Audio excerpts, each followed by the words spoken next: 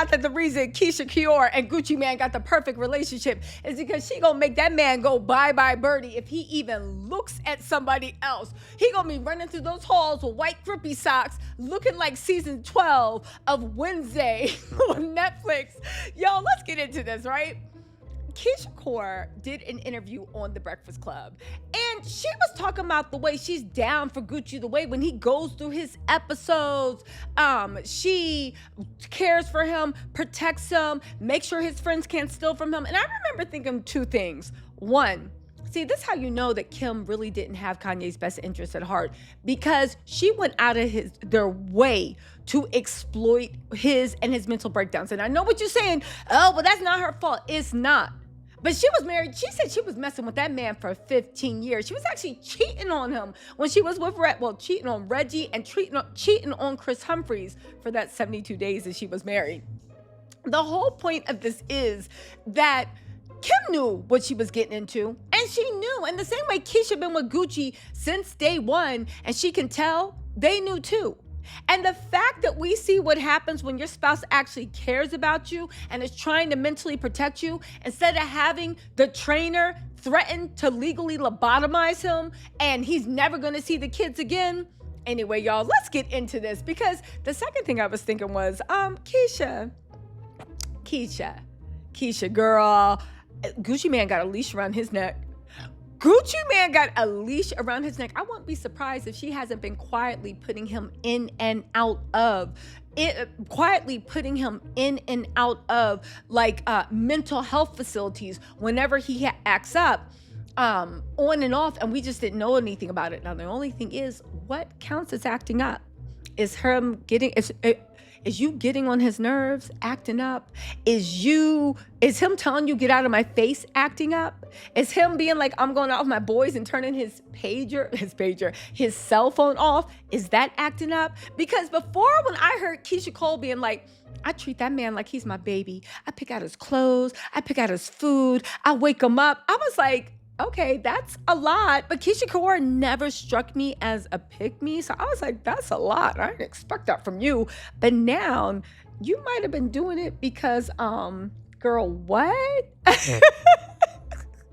You might have been doing it because, you literally have a ring of fire around him. But you know what? Let's get into this. Hold on. Okay, so let's get into the very first clip, okay? Listen to this mess. Hold on. For you, what was it like just trying to protect the business that you guys have built while I have a system. I take his apps off his phone. First thing I do, I delete Instagram. I delete everything. And this sounds good. Change his password, I'm changing it because I don't need the public to know he's having an episode. Now, and again, I kept thinking, this is how you know the Kardashians ain't mean. But actually, that's not true. See, here's the thing. I think that, because Kim and them could have done this for Kanye too. And to get this, I think they were doing this for Kanye for a long time. But I think Kim and Chris thought, we extracted everything we need from him. We can make a come up. Let's get him out of here. Kim is vindictive, because I'm not saying Kanye was easy. I'm not even saying that Kanye is sane. I am saying that Kanye around that time had an architect, the head of Yeezy Architecture named Bianca, that Kim made her fire her, and then he hired back, and Kim was furious about it, and Kim was feeling very, very vindictive. So they decided that when it was time to get Kanye out of there, they were going to humiliate him and embarrass him, and they were hoping that Kanye would have a manic episode, and then they could be like, oh my God, I'm scared. And remember when Kim was acting like she was scared for her life, even though Kanye was eating macaroni and cheese at her house every night? Go look at the interviews. Anyway, listen to this. Get back into Gucci, because Gucci, you better not cross Keyshia. Listen to this. I realized you'd never know about any other episodes since September 13th because I control that. Because you're not going on Instagram, you're not going on Twitter, it's deleted. You know, I just control everything at home. Okay. And now before the episodes come, I catch it. So that's why he hasn't had enough. Now, it sounds good right now, and I'm sure it is, but let's delve into this a little bit further. And how you catch that is he doesn't speak to you. He wants to be left alone. He don't eat. He does not sleep. Text messages, there's a period after each word. and I'm like, you're going through an episode. You're sick. No, I'm not. Ain't nothing wrong with me. Why do you think that? You're not speaking to me. Well, there's nothing to talk about. I said, well, that's not how you speak to your wife. And I'm like, you're sick. And we snap out of it right then. Wow. Now, here's the thing. I'm sure Keyshia is doing right by that man. But we have to acknowledge, what? Girl, what? He puts a period. I'm done with you. She don't want to speak. He don't want to be bothered. And he's like, there ain't nothing to talk about. And she's like, that's not the way you talk to your wife. What? Yo, is Gucci... We talk about free Britney. Should we be talking about free Gucci? Because, again, I'm sure Keyshia has his best heart, but someone that doesn't have Keyshia's heart could very much exploit that. And this is why we haven't heard of Gucci even so much as creeping with outside of Keyshia. I'm sure he loves her, but also that woman controls everything and got the keys to the kingdom. But there's more. We heard Kim this week say how Kanye... And the whole time, Gucci just sitting there with shades on. Just used to give away their cars and stuff when he would go through episodes. And in the book you talk about, I did that. You just used to be giving away stuff. I gave away jewelry. Money. And jewelry cost so much. You know how much it cost for jewelry? Like, I would give my friends jewelry, and like they know I went well, they'll take it. Damn. That's They took why. advantage of you. I felt like, damn, they know something's going on with me, but they'll take it. So it's like, when I got out of jail, like I cut off all my friends. My old friends, I'm like, damn, they were taking advantage. I wonder what the psychology is behind that. Like, why when you're going through an episode, you feel Give away money and I don't know. You don't care Not about in your nothing. mind. Because the money it's not, you kind of like in a warped world. It's almost like, it's a psychosis, you know what I'm saying? It's not, you dealing with stuff like, you hearing voices. Yeah, they have voices. And you hearing voices. You know what? I know that schizophrenia and all that stuff is very, very serious, but like, what type of world do we live in that when you're like, I don't want these worldly things anymore, that people are like, you must be insane. You're going to give up this. You're going to give up that.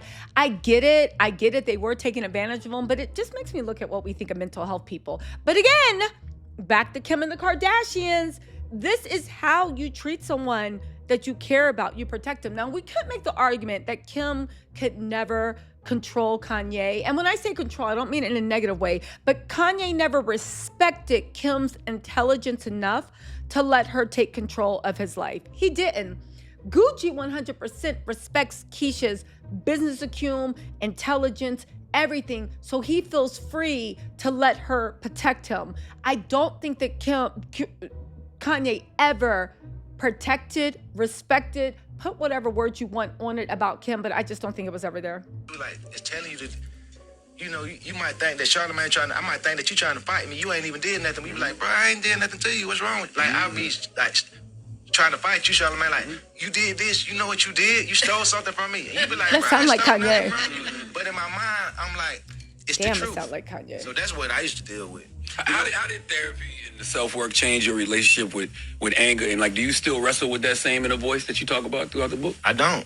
I don't. It's like I seen a therapist. I gotta start taking medicine that prescribed for me, what she thought, and it worked. And I haven't had any other problems.